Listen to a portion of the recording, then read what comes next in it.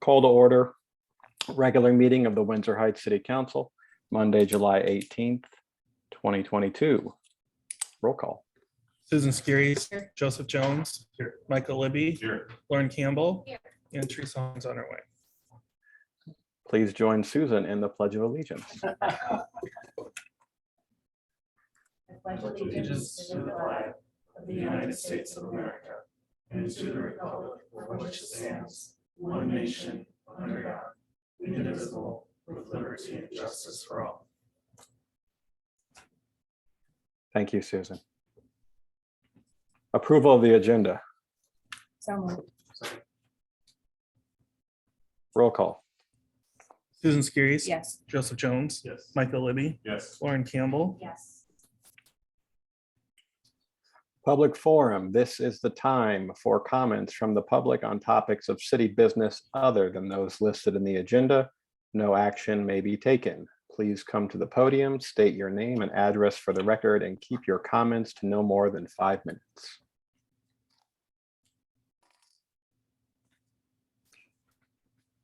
I can't tell if there's anybody there. There's no one here. Okay, all right. Item 4, consent agenda. So moved. Can we modify the minutes to reflect that item 5K from the June 20th agenda? That was something that I proposed, Mike requested at the meeting that the minutes reflect that it was from me, not from him. So motion to approve with that. And then can I ask a question? Before I don't need to remove it, but can I just ask a question about it? Yep. On the resolution setting the time and place for the public hearing of ordinance number 22-07. Is this something that's coming from Bolton and Mink? It would be number E, 4E. Is this something that was coming from Bolton and Mink? Like these changes, or how did, that was from? Okay, that was, I didn't know who brought up the changes. They sent those proposed changes to us, and they requested that we follow the schedule. They laid it all out. They told us that we would be on the July 18th council agenda, and we were able to hustle along and get it on here for setting the public hearing. So really, that's all you're doing this evening.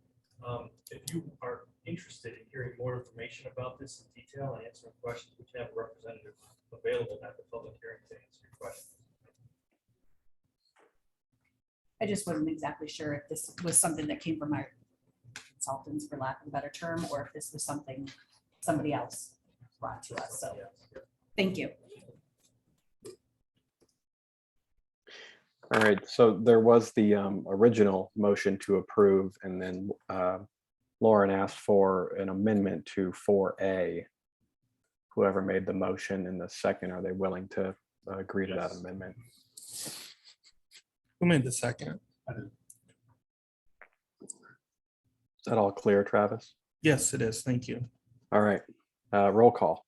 Susan Skiris. Yes. Joseph Jones. Yes. Michael Libby. Yes. Lauren Campbell. Yes.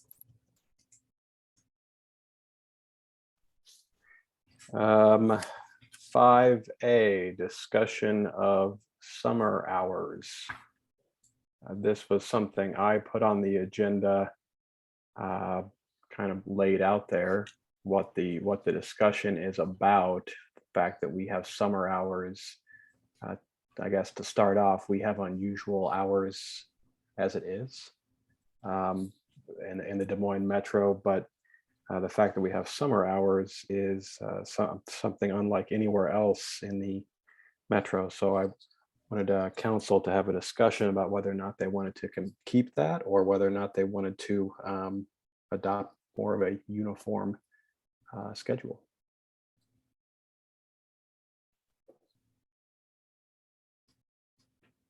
Apologies for my tardiness, but I know that we've had these hours for a long time. It's, I think as long as I've been on council, and not that that makes it right or wrong or whatever, but I just know it's something we've had for a long time. Is it just that we close early on Friday? Yeah. And 2 hours, right? An hour and a half.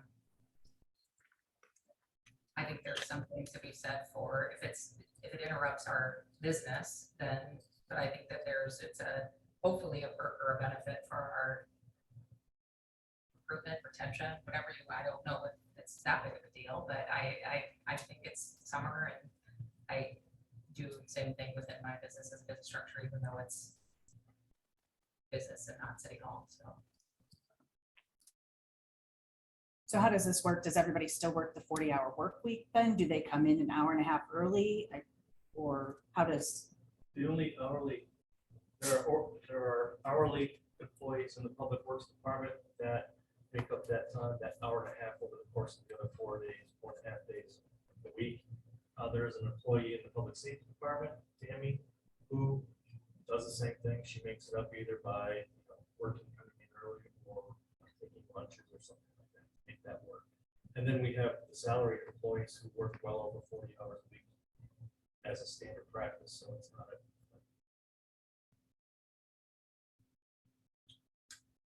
And to add to that, and I'm not advocating one way or the other, the employees would say the same thing I'm saying, whatever is what the council wants to do on this, if we can adjust to it. But the number of people that actually come through the front door on Friday after 3 o'clock is 0 to none. So it's not going to impact, we don't think, service of the citizens. I'd speak in favor of retaining.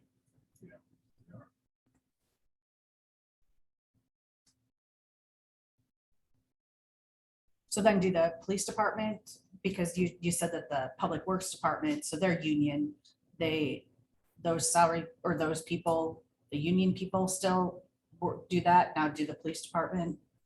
Is The that, police patrol, Chad can speak to that, but they're on a completely different schedule. That's not 40 hours a week. Can you? 10-hour shifts. So this literally only affects Tammy. Tammy? And if, let's say, if the hours were changed to, I don't know, 8 to 5 or whatever, Tammy would still have to clock in and clock out her hours. So whether she gets 40 depends on hours actually worked. And the same thing goes with the public works employees. They have to fill out time cards. And if they don't work their full 80 hours, they don't get paid for 80 hours. And if they do want to get paid for 80 hours and not work, they have to take PTO time for that time off that they're not working. I just want to make sure that we're fair to all of our employees versus just having it city hall employees, but I don't know how the fairness kind of flies out to the PD and the fire department people in this, and I think that was just my concern when I read through this, was that how are we consistently doing this? And I realize that they work different hours, but if just what is the fairness to all of our staff? It's a science sometimes to figure out the fire department and the hours that they're working on and off. There's no way to compare between the city hall, public works, and fire department employees.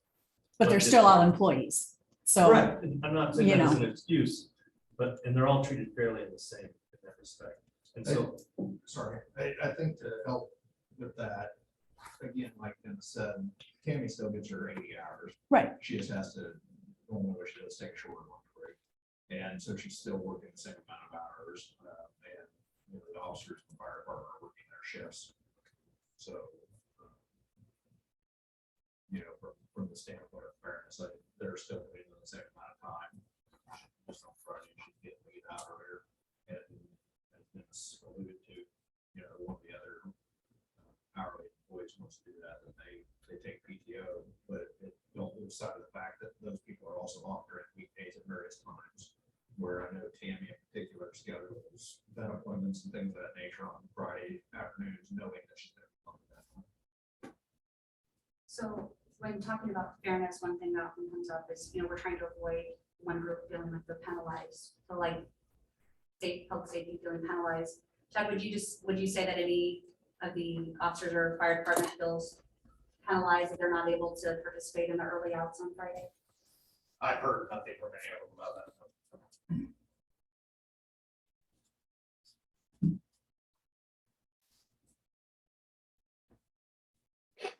Does anybody know why we have these hours? I'll speak again just from my experience here and past conversations from past councils. Again, I take it for what it's worth, but It was just that was a bit of a perk, but that to Dennis's earlier point, that everybody's still working their hours, it's no different than, I think about it, whether you go to an event that you're covering for the city, that it all, at the end of the day, your time all evens out. You're working, because if you're salary and you work your hours or your time, and you do what you have to do to get the job done. That's why you have salary employees, to manage the expectations and the job performance, because if you're not doing your job, then that's noted and appropriately dealt with. Teresa, could you also talk, I was told that there was some discussion some years ago about a 4-day work week, even back when you were on the council. Yep. And so maybe it spurred from that. Yeah, I do think that there was to that point, Dennis, it was requested. I think that was an idea that it really came from the idea that you wanted to give some flexibility, that in particular, and the reason it was just summer was because summer is a time for people to take off early. I think we had people taking on, you were having gone all day Fridays and stuff like that, and then you didn't have coverage. And so it was, how do we compete, number one? So I said that employee retention component, but also then how do you make some accommodations and show some value for your staff and accommodate some of that summer window that we deal with in our state. It's not uncommon that you see that in workplaces. I've worked for employees that shut down completely between, December 20th and January 3rd, so it just depends what your season is and your type of workplace. And that's where it doesn't work like that for a public safety department, because that's a 24/7 operation, as opposed to, I visited Metro Waste out of the MRF today. And so if I stink, my apologies. But, they run a 4-day work week out, operation for the MRF facility. That's a Monday through Thursday operation, 10-hour days. Now, I don't know if that would work. I think the biggest issue that came from the 4-day operation is you have to have the city, you can't not have hours on a Friday, right? Because we're still running the city. I guess the question is, does it negatively impact our constituents? It doesn't. I don't think in all my years, I've never had a complaint for the being closed on a Friday at 3 o'clock. I did, because it wasn't, when they looked, it was a construction person, and they looked online and it showed that we were open. So they showed up at 3:15 and weren't here. So we have an error on our website. Yeah. Okay, well, that's a different. So it wasn't updated to the request. summer hours.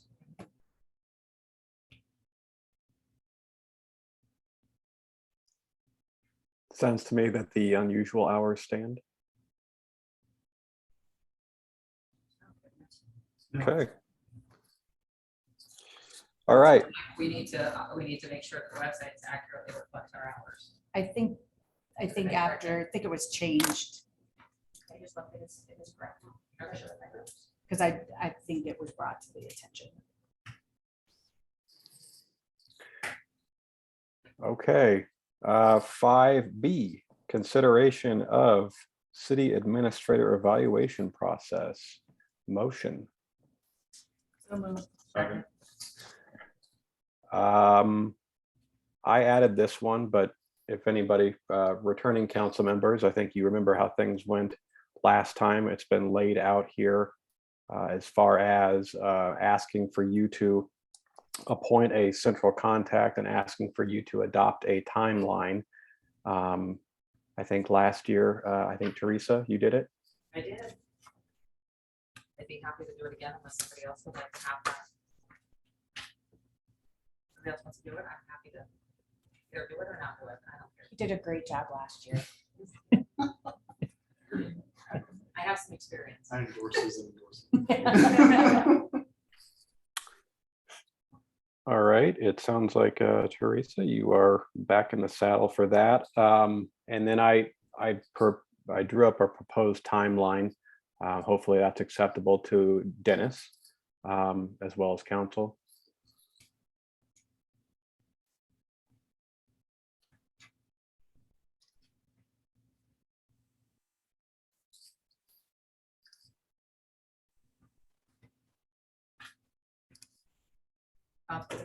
Timeline works for me.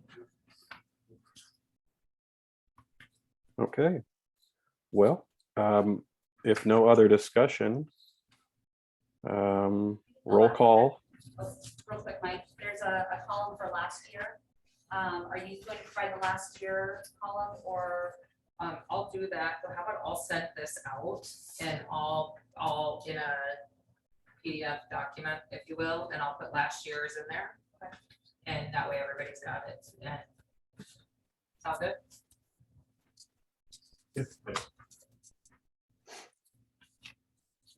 Okay, roll call. Susan Skiris, Yes. Joseph Jones, Yes. Michael Libby, Yes. Lauren Campbell, Yes. and Teresa Harms. Yes. 5C, consideration of community events procedures, motion. Second.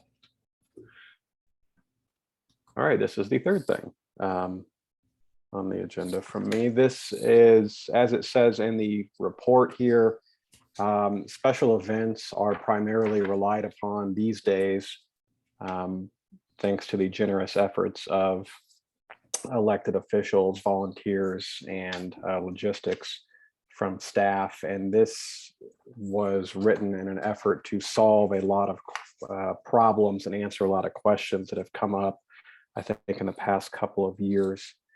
And I think I've tried to address as much as possible and taken into account suggestions from elected officials, planning them, city administrator, legal, and this is the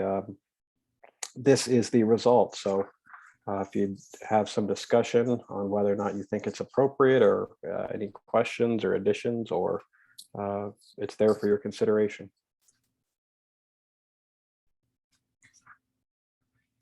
I just want to thank Mike for putting this, sorry, I think Mayor Jones put this together, because the way that he went about it, getting feedback from Susan and I and kind of formalizing things, getting input from Dennis and from legal, it was really nice to have the questions that were outstanding that Susan and I had answered in here and documented, so that, you know, next January, we're not sitting in the same spot wondering, wait, what are we supposed to do with this? But, who approved this? So thank you.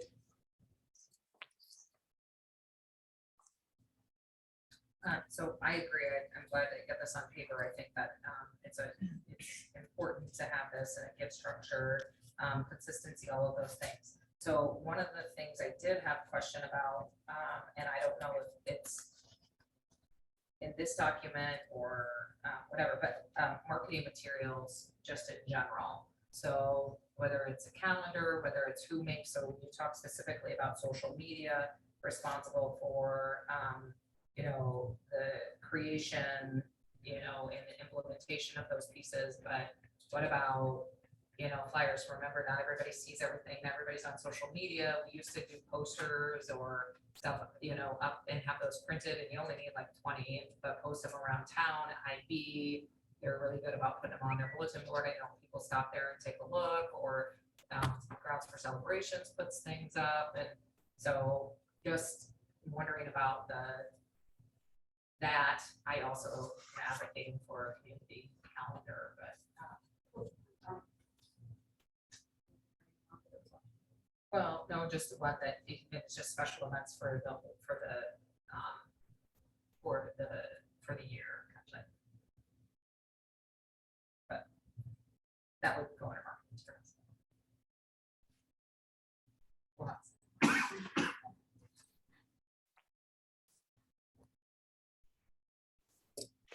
Was that a maybe add? was that a question for me? I'm sorry. Oh, no, it's just a comment, like, I think maybe marketing, I would like to see something on marketing materials, and maybe social media falls under that. I don't know. Marketing materials and social media, just a suggestion. And so are you talking about who's responsible for distributing them or who's responsible for paying for them? All of the above. Design, or creation. Printing, cost, all of it.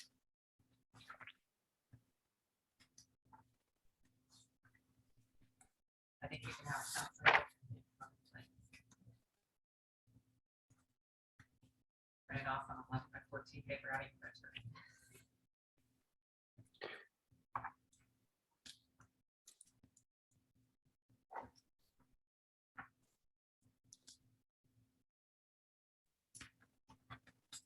Sounds like something kind of bleeds into a communications plan. I think so. Well, would you rather some language be added to that before passing or passing and then have an amendment? What would your preference be? We can amend it pass.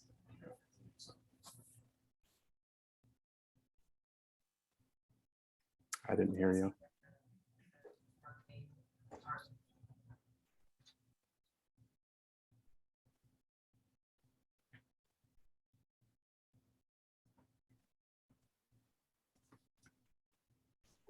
Teresa, I didn't hear your Oh, I'm sorry.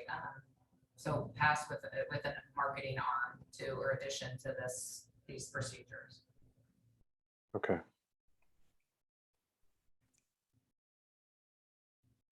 Do I have to second that change? Or Go ahead, accept her amendment. I'll second that, since I was your second. All right. Any other discussion from council with that addition, other than that addition? Okay. Roll call. Susan Skiris, Yes. Joseph Jones, Yes. Michael Libby, Yes. Lauren Campbell, Yes. and Teresa Harms. Yes. 5D, consideration of monthly printed newsletter. Motion. Second. Dennis. This was an effort that the Communications Committee undertook to revive the use of a printed newsletter on a monthly basis. The Communications Committee went through the process of inviting Big Green Umbrella, who had done the Windsor Heights Living magazine a few years back. Shane came to present to the Communications Committee and talked about the challenges that he faced to revive such a piece of marketing material. And that is explained briefly in the memorandum that you have before you. The committee also explored the option of hiring local printers to print and mail prep a printed 4-page newsletter that would only be city information. And you see that chart through that work was determined that to be about $1,500 to $2,000 per monthly issue using 60-pound paper.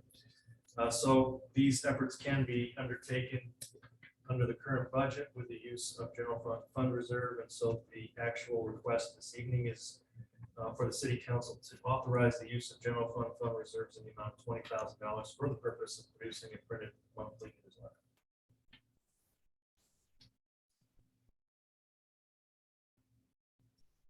Discussion from council. Will we still have the emailed newsletter sent out then? And are we doing both? What the plan is, if this is approved this evening, would be to convert the printed newsletter into the digital format and use it the same way we do the digital version of that newsletter, so they would look the same.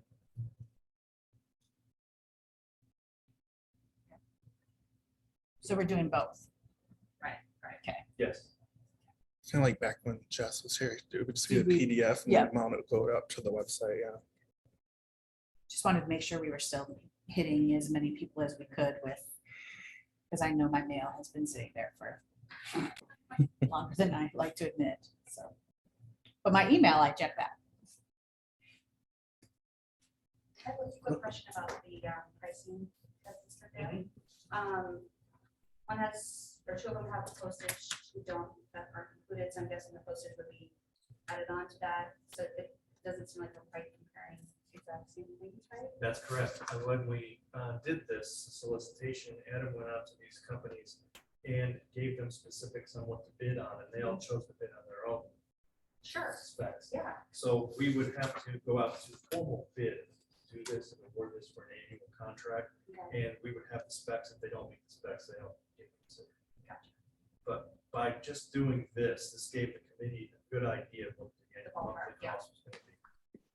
And the two that did have postage, it was within bucks of each other, so pretty easy to figure out how much postage. Okay, thank you.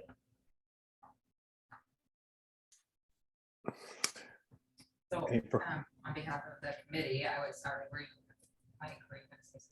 I was going to say, any further discussion and turn it to you. Yay, thank you.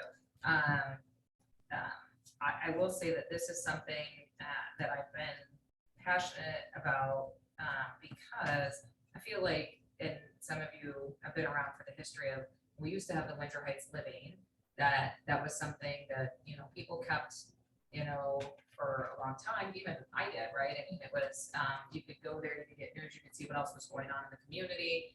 And it was a great way to stay connected and you could refer back to, or even, you know, see what are the events that are coming up. And it's kind of this list of events that are coming for the year or what, you know, or even this quarter or whatever the case may be, in an effort to improve communication. And I just feel like that this is something that we've struggled to do as a community, is to communicate consistently the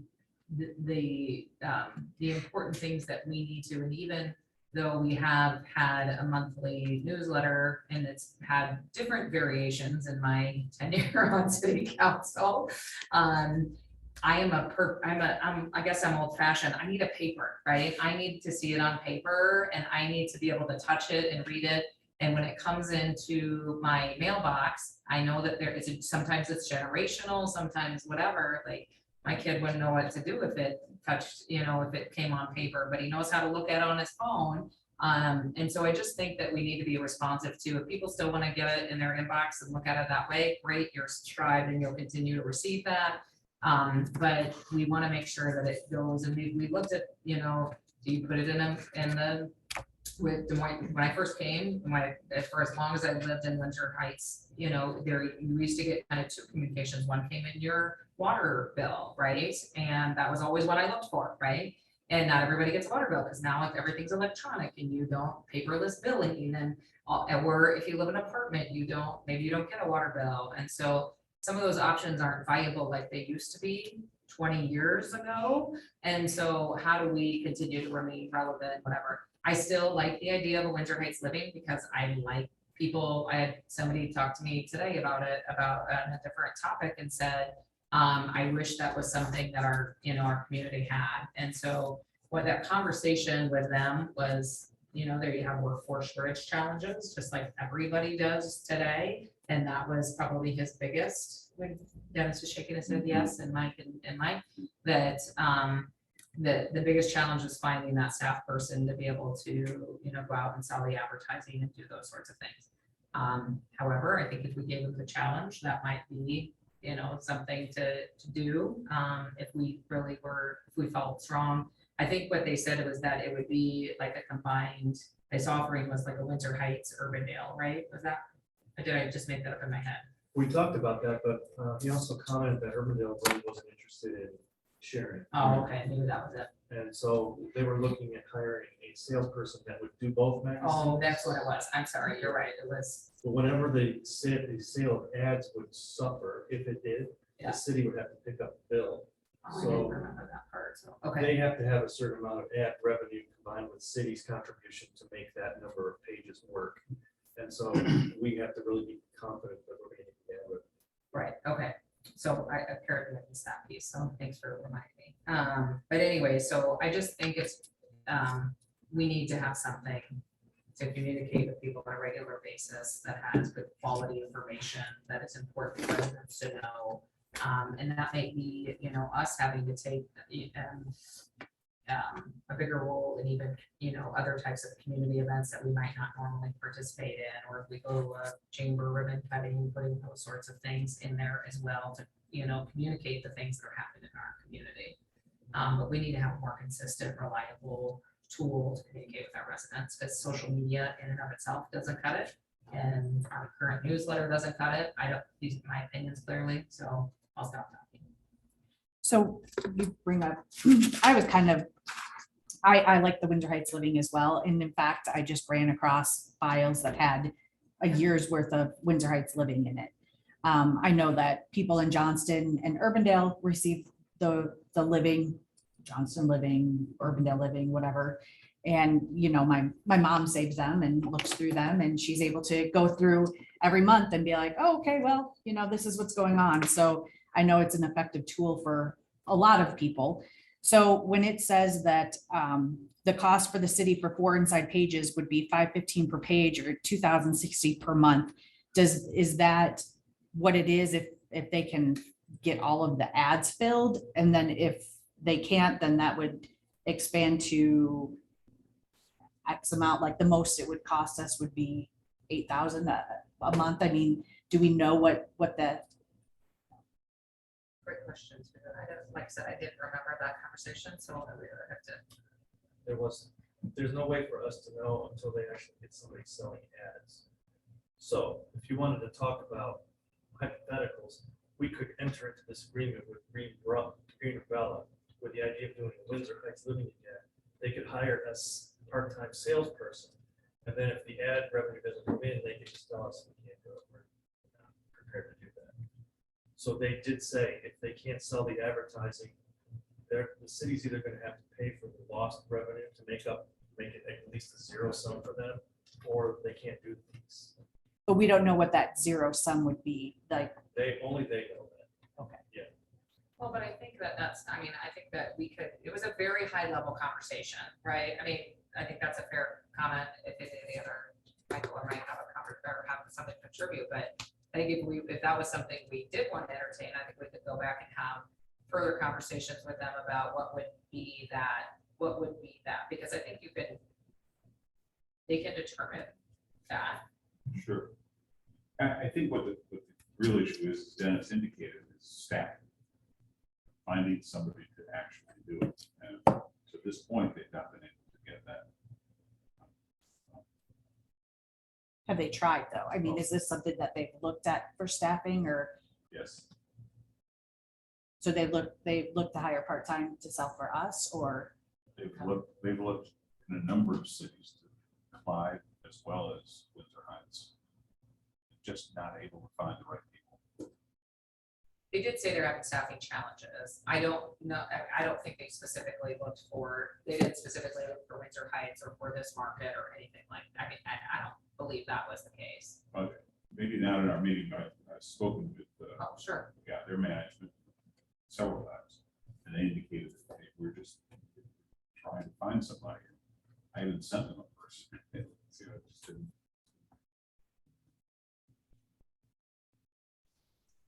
So just to be clear, the 20,000 that will be expended, it is simply for the purpose of producing a printed monthly newsletter. What is the idea, Dennis, of, I know what we talked about at a committee level, but I mean, where is the general direction you're thinking of going then with the money?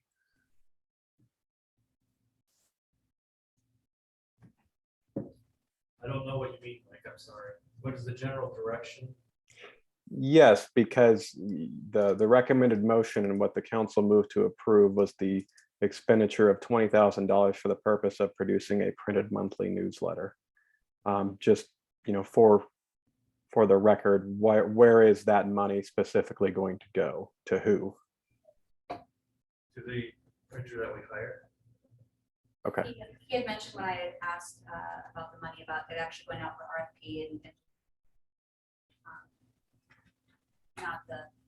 not just the comparison down below. Sorry.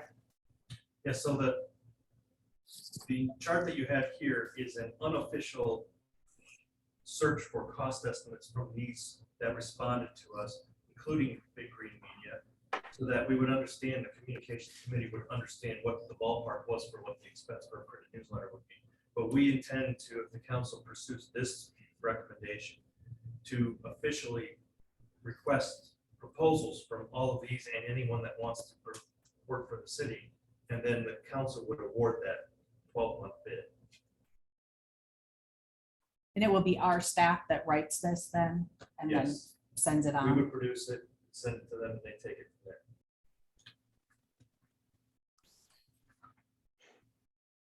there. And we'll have like a dedicated time, like the first Friday of the month is our goal to have everything It out. has to be. Yes. And once again, if we haven't yet looked into DDDM, I encourage us to take a look.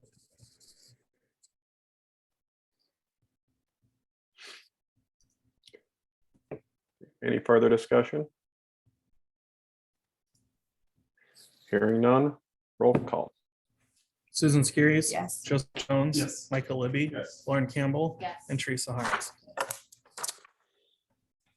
5E, consideration of updated 28E related to the Central Iowa Traffic Safety Task Force. Motion. Second. Chad.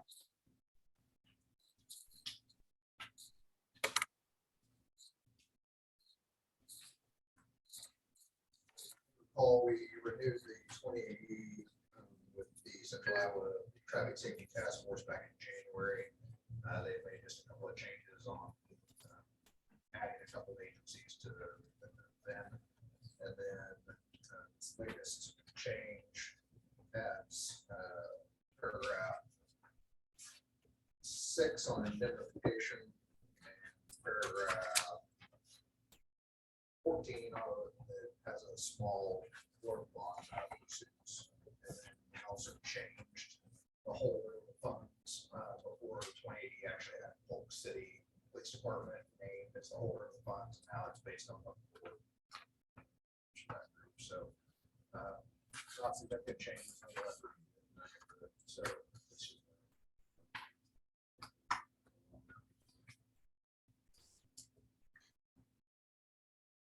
Any questions, discussion? Hearing none, roll call.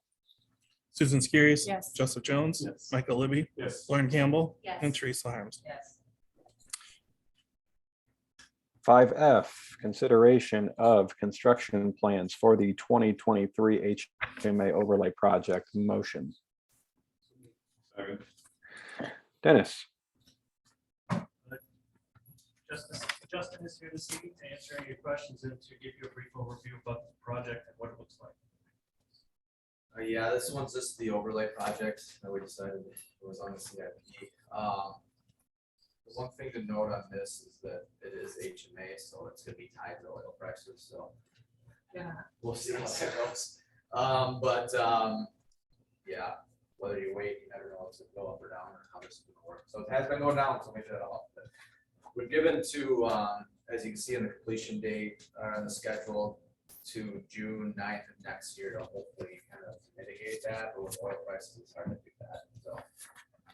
Yeah, just a quick rundown on that. Justin, can you give a quick explanation of the difference between HMA and Sure, HMA is asphalt, BCC is concrete. So, why HMA on this one? These streets were just, the conditions of the street weren't bad enough to complete, remove and replace, so. we just kind of Ride, maintain, store maintenance, is everything on this one. So, these both are maintenance projects, so. HMA gives us what, 10, 15 more years of life expectancy? Should, yeah.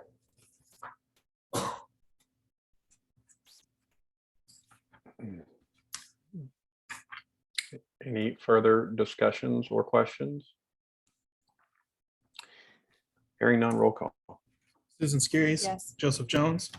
Yes. Michael Libby. Yes. Lauren Campbell. Yes. And Teresa Harms. Yes. 5G, consideration of construction plans for the 2023 PCC patching project. Motion. Second. So this one's similar with the maintenance where we're just doing concrete patches. Those patches were identified by adult and my staff members went out. Kind of looked at streets and kind of got in an area where the price point was within quality of work too, so. This one hopefully is a little bit better, it's not as hinged on oil as the other ones, and the schedule's the same. We Get it out to bid now and get the option whether they start this year or do it right away next year, so usually helps out with pricing. In case somebody is late in the year to do it, or hurry up and get it done beginning next year, so. It's kind of a better thing, get it out sooner, seems like it helps with pricing, with some years been going. Have we done other PCC projects in the past? 70th Street was the last one, I believe, and we did patching and grinding on that one. This one's just complete grinding or patching with some partial depth on one street. So I have a question, just kind of because I'm looking at the timeline. Yep. And I'm a little nervous because it's showing Wilshire, am I correct? That's one of those. Yep. So do we know when that will start because of the parade route? In September? We can make accommodation Yeah. for that. Okay, is that, I can change that. I will put that. We have a date on that. September 24th? The schedule only calls for September 1st as the earliest construction date, but the important one is the June 9th completion date. We want to make sure that we are done by June 9th. Finish down that project, that contract. I don't think bumping it a month is going to have a impact on that. I guess for me, my deal was, could we just do it October 1st? And I'll take it until July 9th if need be. I mean, like, because I don't see a problem with that. No, I can change that, but so we can do October 1 start on that one. Give it the same, you just have that. That's Yeah, something I I can- can address in the pre-con. Sure. I just wanted to make sure that this Yeah. was out there and we had this on the radar. What I'll do is I'll put it in the documents that that's a day they can't start on Wilshire on that one. They can start on the other ones. Support that. Only open in the Yep. Traveling public. Yep. I'll change that quick before we post that. The community events, trash recycling days, water sewer service, mail, freight deliveries, those are all things we handle.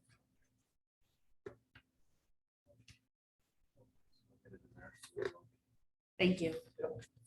Unless you plan another event for some time. in No. November. Nope. My gray hair can handle that.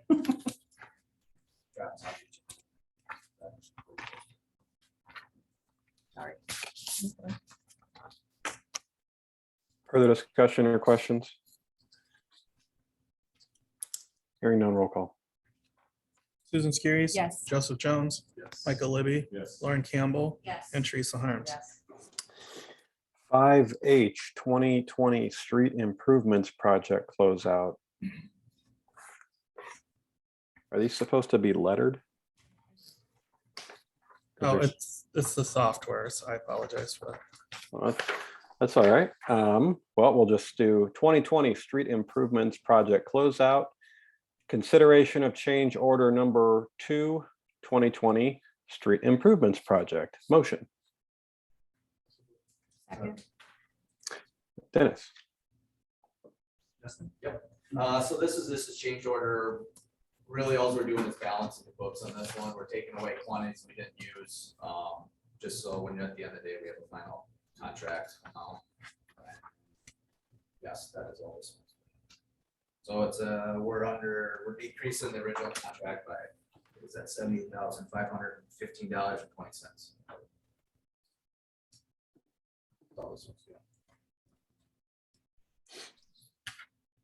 Discussion or questions? Good news for us. Roll call. Susan Skiris. Yes. Joseph Jones, Yes. Michael Libby, Yes. Lauren Campbell, Yes. and Teresa Harms. Yes. Under H again, consideration of pay request number 18, final 2020 Street Improvements Project. Motion. Second. Dennis. Justin? So this is the pay estimate number 8 and final pay estimate, so in the amount of $25,558.54. What this one's doing is this releasing the retainage that we had, we were holding this together. So. this is the final pay estimate for the project. Discussion or questions? Hearing none, roll call. Susan Skiris. Yes. Joseph Jones. Yes. Michael Libby. Yes. Lauren Campbell. Yes. Teresa Harms. Yes. Third item under H, consideration of resolution number 2022-35, a resolution approving public improvements, 2020 street improvements project. Motion. Okay. Dennis. I was waiting for you to call my name. This is the resolution closing the project. Let me look through this, just saying what the final contract amount was, and then I also included in there is a final acceptance and certificate of completions for the 2020 project, which includes Allison and 69th Street. Kind of doing a little happy dance over here, not gonna lie. Glad to have this one. I'm sweating right now.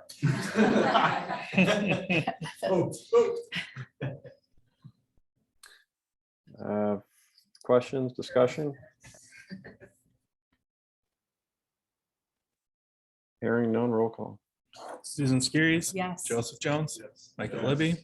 Lauren Campbell. Yes. And Teresa Harms. Yes.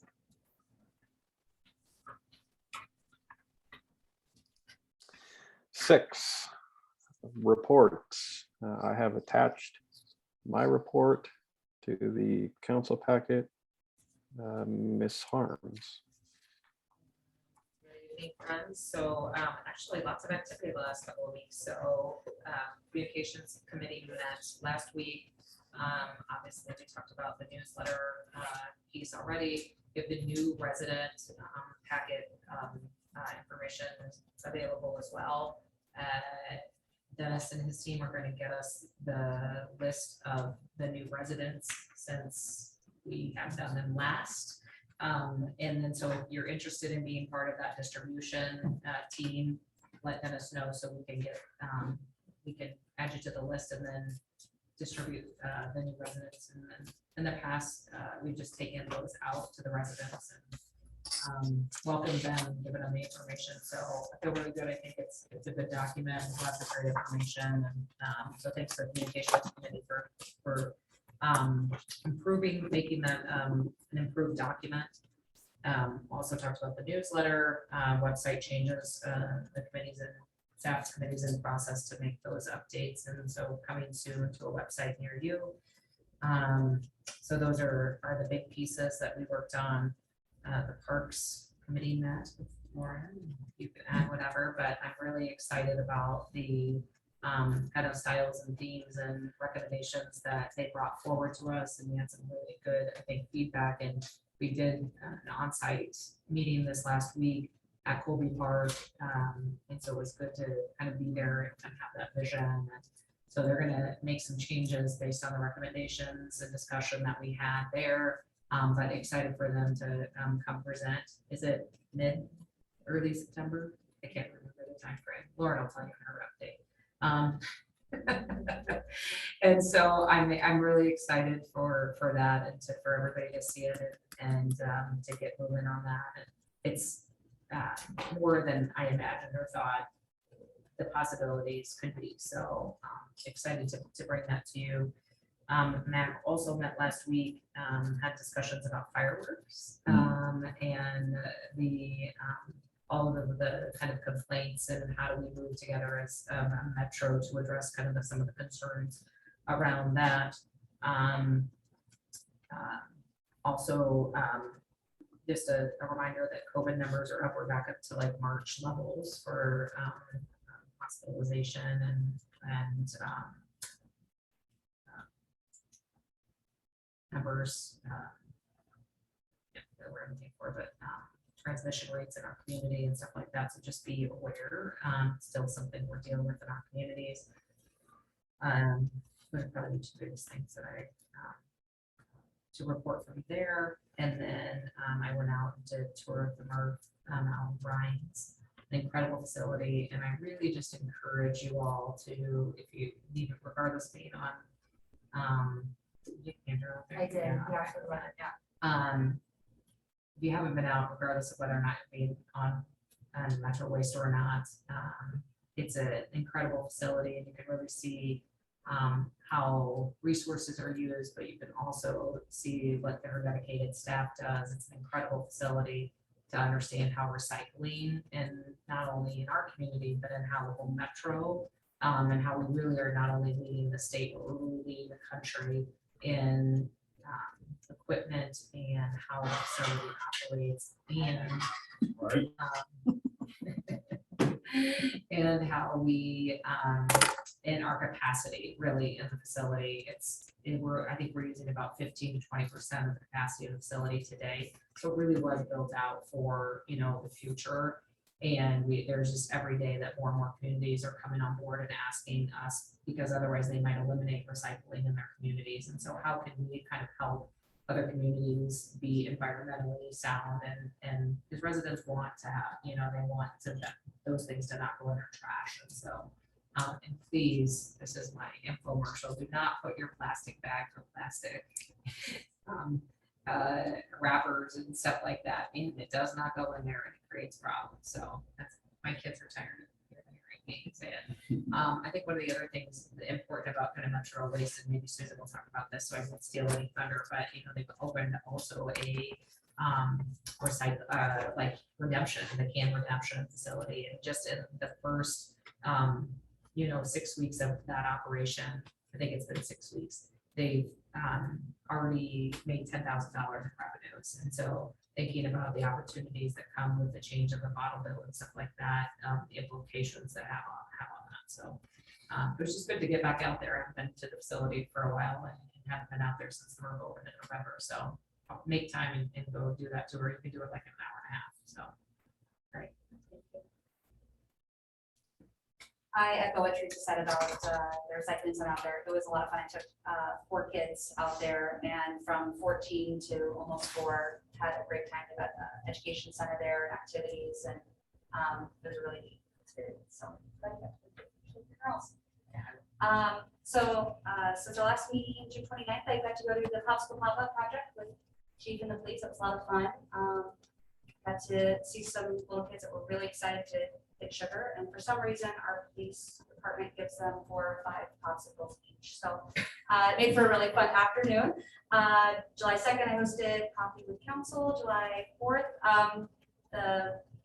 went down to the park. But I feel like this year the fireworks, the illegal fireworks went off were not as bad as previous years. So I don't know if people got it out of their system. I'm sure there's still plenty of complaints, but I didn't seem like the 7th and 8th and 9th of July were still going on. So thank you for the education from the police department to educate residents.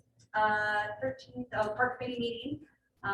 Like Teresa, I'm very excited about the park proposals. They are really fun. It's going to be all the designs that they presented are going to help make Colby Park an attraction for people, which I think is really exciting.